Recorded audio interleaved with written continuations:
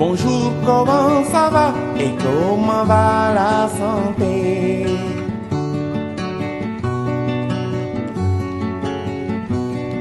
Bonjour, comment ça va et comment va la santé?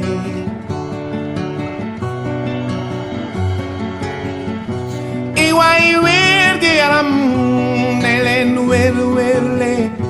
Iwai werge alam kiwai werwele. Changei tale payeku. Bonjour, comment ça va et comment va la santé? Bonjour à toutes et à tous, bienvenue dans l'UCCN TV. Nous sommes ici dans l'hôpital Providence de l'UCCN avec la congrégation des filles du Saint-Cœur de Marie. Bonjour ma sœur. Bonjour monsieur Ndo. Alors, ma sœur, il y a pas mal de monde qui ignore encore l'existence de cet hôpital. Alors, pouvez-nous dire depuis quand vous êtes installé à l'UCCN? L'hôpital a ouvert ses portes en janvier 2019 et était dirigé par une sœur Émilie Diouf, infirmière d'État.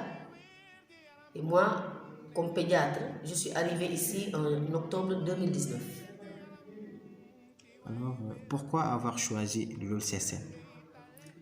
Alors, l'UCCN, c'était le souhait d'un natif du village qui a émis le vœu et qui en a parlé à notre supérieure générale Marie-Thérèse Diène. C'était en 2012. Alors, à 2 ou 3 reprises, il est revenu sur la demande. Et c'est comme ça que notre maire général de ce temps-là est venu rencontrer le président de la communauté rurale en la personne de M. Philippe Moundor Diouf et d'entendre avec ses conseillers. Ils ont tout de suite accueilli la demande et ils ont tout de suite identifié également le terrain pour pouvoir installer cet hôpital. Vous travaillez avec des partenaires? Oui, des partenaires italiens qui se sont engagés pour la construction de l'hôpital, mais le financement est assez lent. Voilà. Et recevez-vous régulièrement des patients ou viennent-ils à compte-gouttes? Jusqu'ici, l'affluence n'est pas encore très forte parce qu'effectivement les gens ignorent que l'hôpital a ouvert ses portes. Mais nous commençons comme à recevoir des malades même qui viennent au-delà de l'UCCN, qui viennent même parfois de Djourou. Et donc je pense qu'avec le temps, ça viendra. Alors prenez-vous en charge des cas graves pour le moment? Alors pour le moment, nous accueillons des cas graves, mais nous ne pouvons pas gérer ces cas graves. Pourquoi? Parce que l'hôpital, comme vous l'avez vu, n'est pas encore bien équipé. Pas encore de laboratoire, pas de service de radiologie. Et quand même, ce sont des choses dont ont besoin les médecins quand ils doivent un peu aller plus loin par rapport à leur diagnostic. C'est ça qui fait que tout ce que nous pouvons faire pour le moment, ce sont les consultations prénatales, les consultations pédiatriques, parce que je suis pédiatre moi-même, et les mises en observation, c'est-à-dire un malade qui arrive, qui est fatigué, qui doit être perfusé, ça nous pouvons le faire. Mais quand il s'agit d'aller plus loin, hospitaliser, nous ne le pouvons pas encore, parce que l'équipement n'est pas encore là. Donc il vous arrive des complications dans la prise en charge? Bien sûr. Tout peut arriver. Tout arrive. Il est arrivé qu'il y ait des cas, par exemple, qui nous viennent et qu'on a dû évacuer sur fatigue. Ok. Ma sœur, actuellement, nous sommes dans une période un peu compliquée avec cette maladie du coronavirus. Vous avez pris des mesures pour cette virus? Alors, nous sommes une structure privée, mais nous ne travaillons pas seuls, nous sommes dans un ensemble. Et donc, nous travaillons en étroite collaboration avec le médecin-chef du centre de Diofior, parce que nous faisons partie du district de Diofior. Et donc, ce sont les directives nationales éditées par le ministère de la Santé que nous essayons de respecter et de faire respecter aux patients. Alors, nous avons un dispositif de lavage des mains à l'entrée de l'hôpital. Nous avons également le gel à la porte pour que les malades le mettent sur leurs mains quand ils arrivent. Et avant d'entrer dans la structure, ils sont soumis à un questionnaire nom, prénom, adresse, téléphone et les questions habituelles. Est-ce que vous avez eu à voyager dans les 14 jours? Est-ce qu'il y a également eu un contact avec quelqu'un d'autre qui est venu d'ailleurs, qui avait voyagé? Donc ça sont les questions que nous posons et après nous prenons la température. Voilà, si tout est normal, la personne maintenant en ce moment-là entre dans la structure. Nous avons aménagé une salle qu'on appelle une salle d'isolement au cas où quelqu'un nous viendrait et qu'on suspecterait qu'il a le Covid-19. En ce moment-là, on le mettrait là-bas et on avertirait les autorités sanitaires du district. Voilà. D'accord. Et combien de sections y a-t-il dans cet hôpital? 2 bâtiments pour le moment qui sont prêts, mais qui ne sont pas encore une fois équipés. Et donc dans le premier bâtiment, c'est là que nous faisons nos consultations. Pédiatrie, médecine générale, consultation prénatale. C'est là également que nous faisons la vente des médicaments, nous avons la pharmacie et que nous faisons également les soins, les injections, les pansements. L'autre, elle, n'est pas encore occupée, qui doit être normalement la maternité, mais comme nous n'avons pas encore commencé les accouchements, c'est un bâtiment que nous n'utilisons pas encore. Voilà. Et tout cela, à cause de ce que j'ai dit plus haut, que l'équipement n'est toujours pas là. Voilà. Et votre personnel, il est au complet? Pour le moment, je travaille avec une sage-femme et avec une dépositaire de pharmacie. L'équipe est composée en fait de 5 membres. Donc la dépositaire de pharmacie, la sage-femme, la femme qui vient pour nettoyer les locaux et puis 2 gardiens qui se relayent toutes les 24 heures. D'accord. Maintenant, si vous pouvez revenir un peu sur les difficultés que vous rencontrez dans cet hôpital. La grande difficulté pour le moment, c'est le manque d'équipement. Parce que sans l'équipement, on ne peut pas satisfaire vraiment la demande des gens. Et donc, le défi, c'est vraiment que le laboratoire puisse fonctionner et qu'avec nous puissions également, au fur et à mesure, au moins avoir le service de radiologie. Parce que sinon, il faut tout le temps référer les malades. On sait toute la difficulté que les gens ont, et financière et de transport, pour aller ou jusqu'à Fatigue ou jusqu'à Mbou. Donc vraiment, notre souhait, ce serait vraiment de pouvoir répondre à la demande de la population et qu'ils aient le moins possible à se déplacer, à aller encore vers les autres structures. Voilà. Alors, ma sœur, vous avez un message à lancer à la population de l'UCC et au monde entier, on peut dire. Bon, nous sommes en période de Covid-19, c'est que ce que je demande à la population, c'est effectivement de respecter les mesures barrières qu'on nous rabâche à longueur de journée dans la télévision, mais c'est pour notre bien, parce qu'on ne sait jamais. Et la deuxième chose, c'est par rapport à l'hôpital lui-même. C'est un hôpital qui a encore besoin de soutien.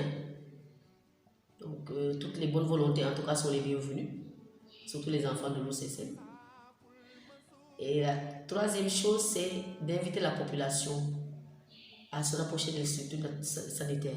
Souvent, nous recevons des malades qui ne viennent pas tôt pour des pathologies qu'on pourrait peut-être prendre en charge assez tôt. Donc, les gens traînent et puis parfois ils arrivent ici, les choses sont compliquées, il faut les référer ailleurs. Donc, inviter vraiment la population à fréquenter les structures de santé. Voilà, parce que souvent, nous recevons ici des cas graves qui auraient pu être traités mais qui ont traîné à la maison. Je voudrais aussi au passage remercier vraiment aussi toute la population de l'UCC. Parce que dès les débuts, vraiment, le président de la communauté rurale avec ses conseillers et tous les autres présidents de la communauté rurale qui se sont succédés ont tout fait en tout cas pour que cet hôpital-là voie le jour. Donc, les populations se sont impliquées. Ce sont eux-mêmes qui ont donné leur terre, qui ont participé également à la construction même du mur de clôture. Et vraiment pour cette raison, on sent que la population tient à cet hôpital et veut cet hôpital et vraiment ils se sont impliqués du début jusqu'à ce jour. Donc je ne peux que vraiment les remercier, leur rendre hommage. Remercier également le maire actuel, M. Diouf. Je remercie le chef du village. Et pour la petite anecdote, je suis passée ici en 2018 avec les partenaires italiens. Et quand nous sommes allés lui rendre visite, voilà ce qu'il nous a dit. On a tellement attendu cet hôpital. Et le jour que j'ai vu les conteneurs faire descendre les lits, en ce moment-là, j'ai cru qu'effectivement cet hôpital allait tenir et allait être vraiment implanté à l'UCC. Donc, vraiment, un grand merci à toute la population de l'UCC. Et je souhaite de tout cœur, en tout cas, que tout ce qu'ils ont désiré pour cet hôpital puisse se réaliser un jour et que ce soit au bénéfice de la population de l'UCSN et de même de populations au-delà de l'UCSN. Voilà. Un mot pour l'UCSN TV, s'il vous plaît. Ben, je trouve que c'est une belle initiative. J'étais surprise d'apprendre ça. Et je pense que ça peut être un bon moyen de communication également et de rapprochement des personnes. Et donc je ne peux qu'encourager les initiateurs à aller de l'avant. Voilà. D'accord. Merci beaucoup, ma soeur. Merci de nous avoir reçus. Merci.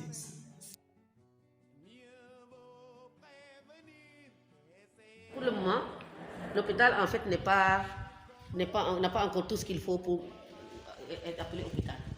Donc pour le moment, c'est le bloc où nous consultons les malades, nous recevons les malades. Voilà. Donc nous avons ici une salle qui est normalement prévue pour être en bureau. En fait, c'est une adaptation qu'on est en train de faire.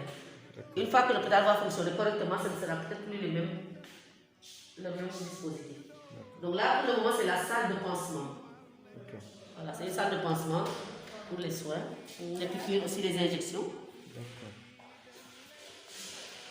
Nous avons ici la pharmacie du jour. Parce que les médicaments qui doivent être vendus, c'est là qu'on les met. Mais ce n'est pas la grande pharmacie de l'hôpital. Tous les jours, nous prenons les médicaments et nous les amenons ici parce que c'est ce qu'on doit vendre. Donc c'est la pharmacie du journal quotidien.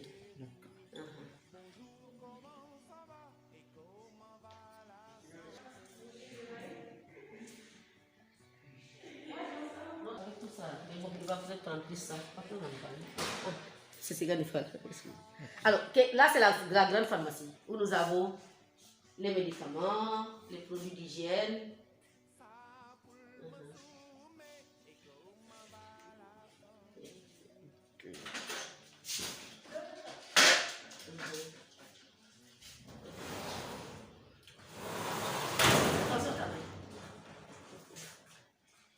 Là, c'est la grande pharmacie.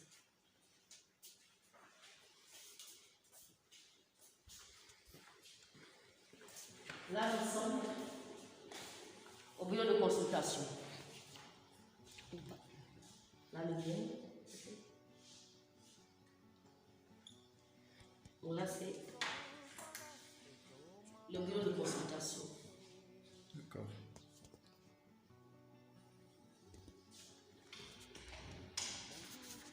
Alors, là, c'est un grand bazar. Mais c'est destiné à être en fait le laboratoire.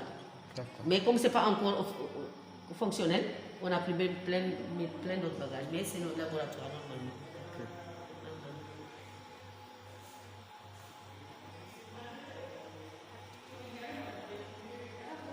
Pour le moment, on fait que des perfusions là.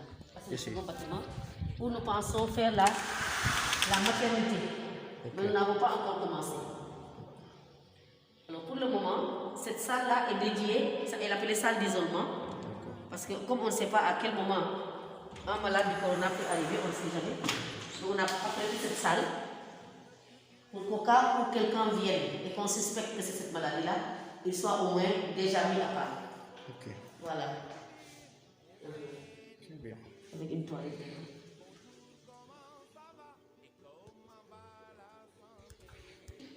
Nous avons prévu de mettre ici des couveuses pour les nouveau-nés prématurés ou bien les nouveau-nés en tout cas qui ne peuvent pas aller avec leur maman parce que fatigués, parce que malades. D'accord. Donc on va mettre des couveuses, mais on n'en a pas encore jusqu'ici. Okay. Donc c'est à équiper. Nous avons la salle où nous allons certainement pratiquer. Je ne sais pas trop s'il faut le prendre ou pas. Parce que là, on a amené récemment ces petits-là de Diofio, de Djilor plutôt. C'est les ressortissants de Djilor qui ont fait ça. Et donc ça va servir pour la pédiatrie. Mais c'est normalement une salle qui est destinée aux césariennes et à la petite chirurgie. Donc c'est pour opérer. Les interventions.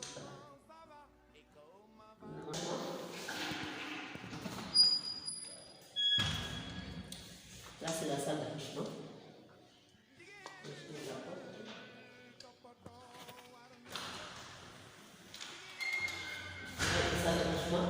Mais il y a un contour qui manque.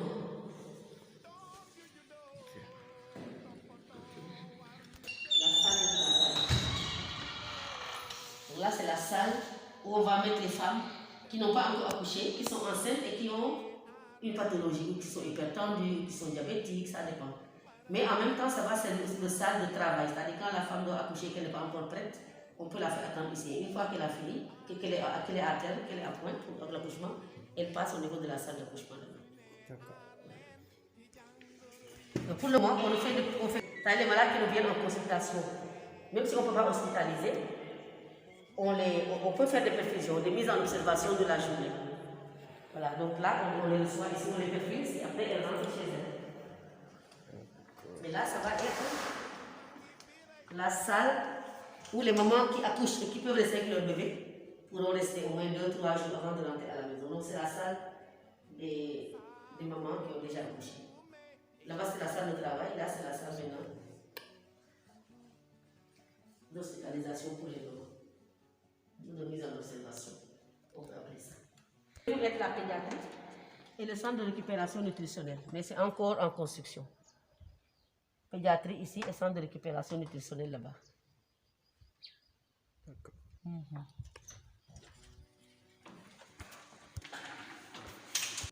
Toujours très difficile. Ouais. Et tout ça, c'est des espaces, donc on peut.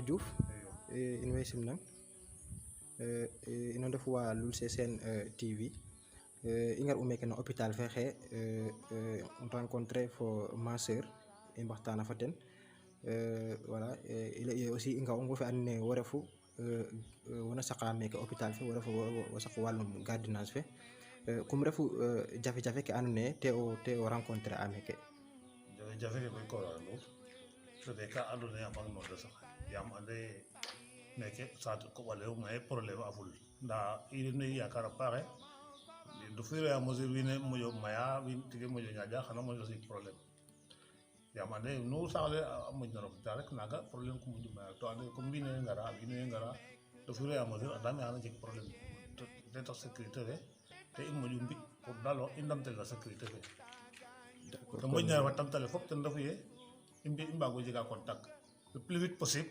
faut tigaram homme de loi ke ya andona i njega problème bo ndiki no jega fule men problème genre wina problème aful nda itam awa wajel ya mon leng ande yo ya koy merci beaucoup Koroxe Diouf wag nga la ino ndik rek na initiative fe njang na teref télévision fe LUCSN vraiment initiative fo mbaxo yam sax kalaltel développement pour ça jeg développement pour kalaltel o new doole fe te jegna fo meta famin na wiin we andangan rek xana fa mbelo ndimleel ten donc keke moom initiative bu mbaaxo c'est très bien vraiment nu mbiyango wala paax content na nuun no paax jërëjëf monsieur Diouf jërëjëf